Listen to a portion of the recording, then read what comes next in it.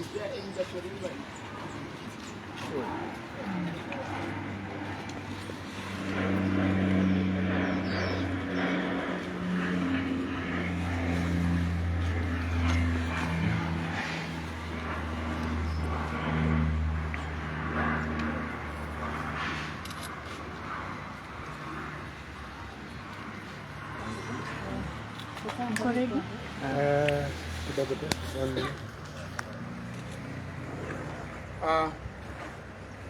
Members of the press and the DCP membership, which is with us here today. First of all, I would like to take this opportunity to thank the Almighty God. As you all know, DCP party was launched or was unveiled 2 months ago. And the party, as in the recent past, had a rising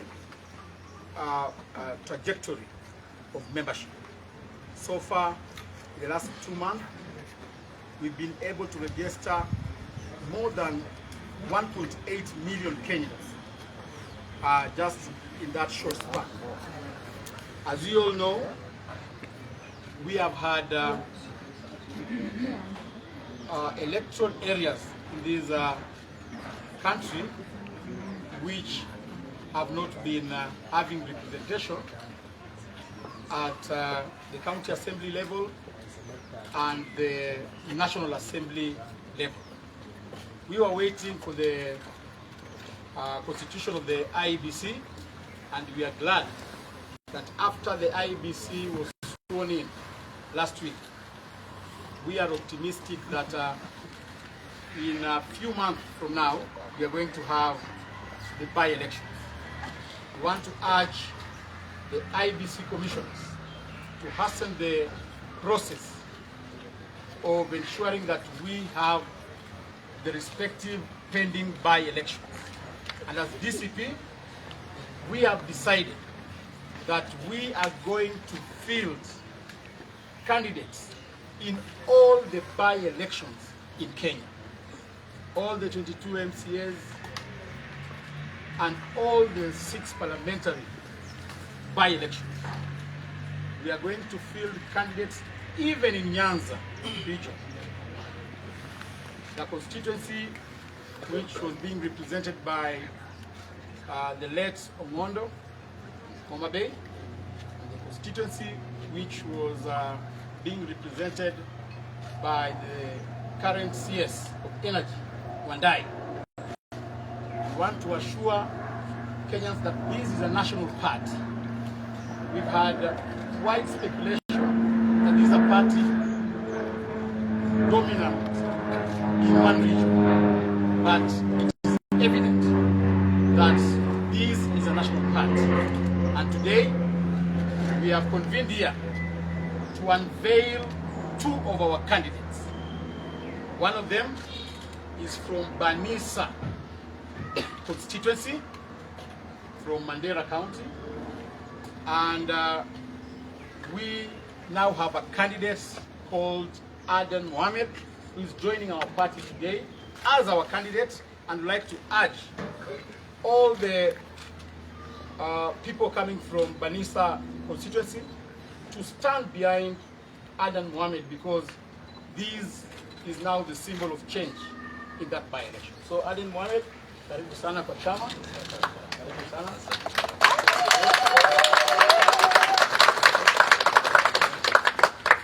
In the same breath, as you all know, we lost our member of parliament in Malava constituency, the late Honorable Malulu Injendi, and we are pleased today to announce to the people of Malava constituency and Kakamega County that the DCP will be fielding a candidate by the name Wakili Edgar Busiega.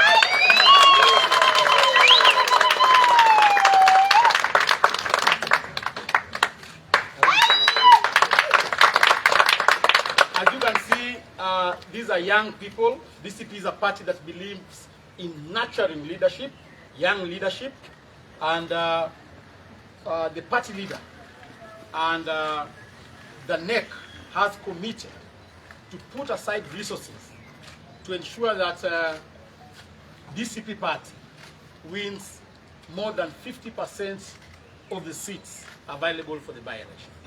Lastly, I want to ask the IEBC Commission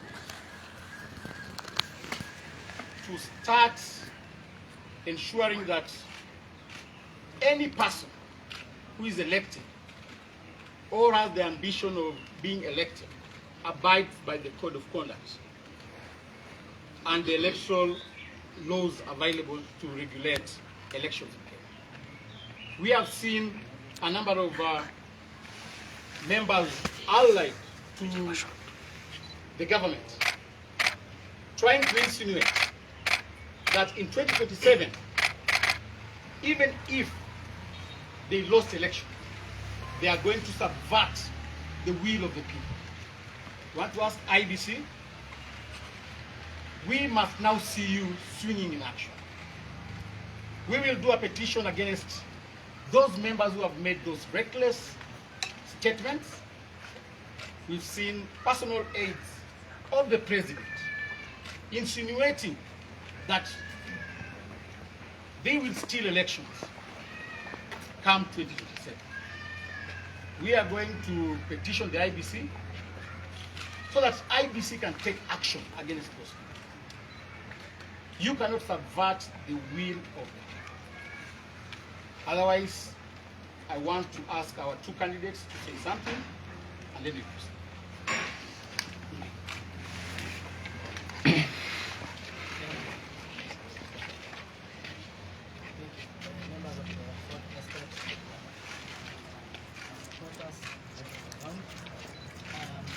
I'm happy at this point to have joined the DCP party.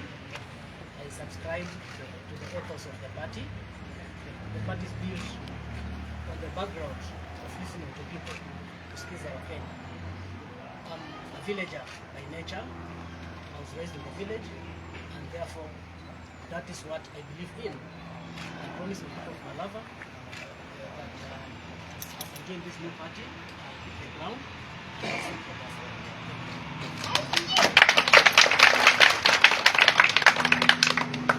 Good afternoon, members of the fourth estate. As you've heard from the deputy party leader, my name is Adam Mohammed. The name I'm known is Kiongozi Jina Kadi. I'm glad to be member of the DCP. After listening to the ground, we all have the value to listen to DCP. After listening to the ground and the supporters who supported me in 2022 on ODM, they told me to go to DCP and run for this by-election of DCP.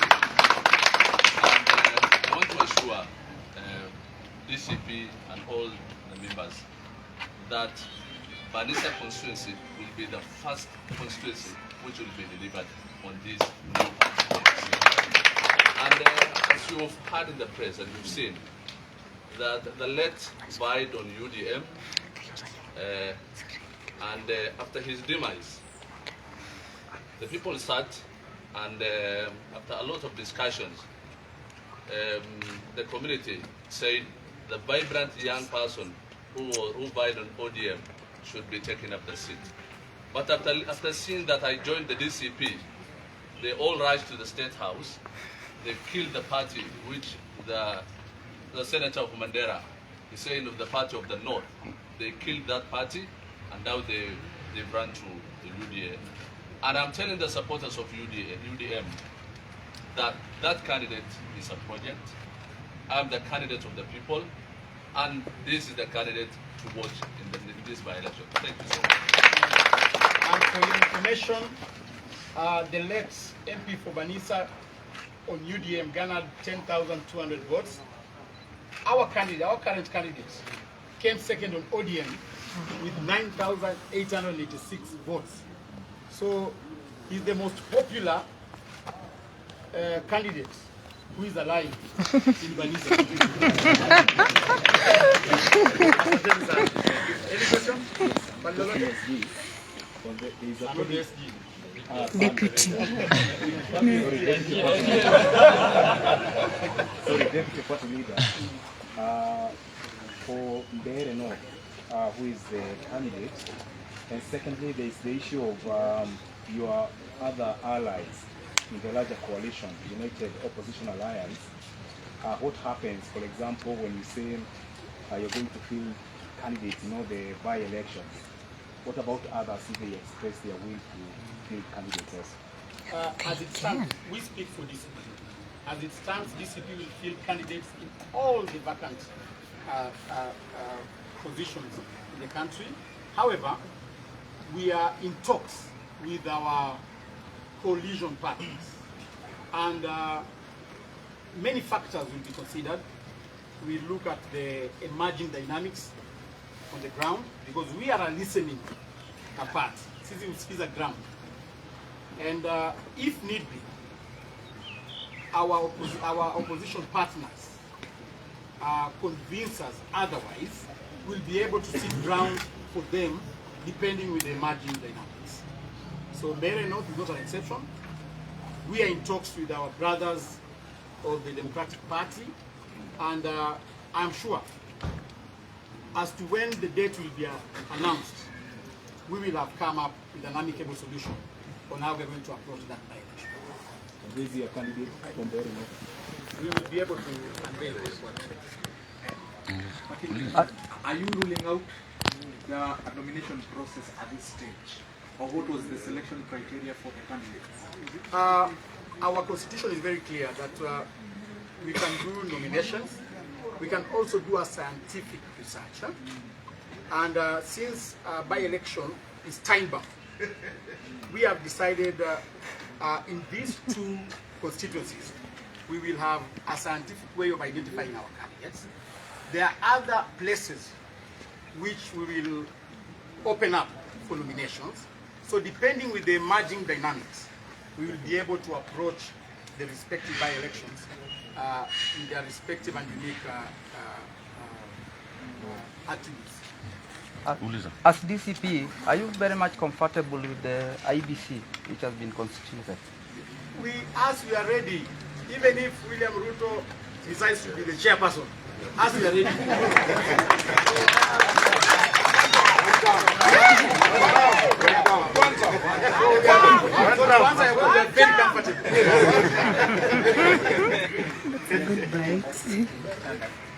My question is, at some point in time, the party announced that their leaders, elected leaders, MPs and MCS, who are to resign after the launch of the party. When are they resigning to be ready for the by-elections? That is a talk in discussion. We have other leaders who are in UDA, and they are ready to resign from UDA, which will prompt more by-elections. And we want to ask our opponents, because we are very confident that we are deep-rooted in the ground, you will see members of the UDA party who are elected resigning and going back to the by-election, just to teach Kasongo a lesson. Tell him that in 2027, it is inevitable that he is the first resident of Kenya to go one term.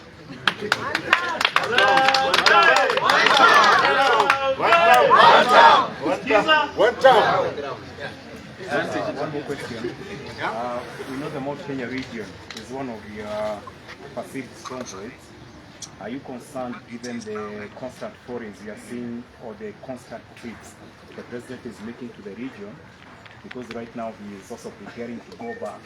Are you concerned about Mbeere North?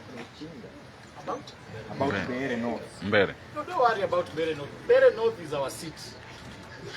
Government cannot win anything. Even if we go to a contest of contesting for a girlfriend with the government, we cannot win. So we are very certain. Anything in Mount Kenya, government cannot win. Even if Ruto makes how many trips to the mountain, we are sure and we are certain that we are going to win that seat. So you relax. Mbeere North is our seat. How we get it, we'll be able to unveil progressively.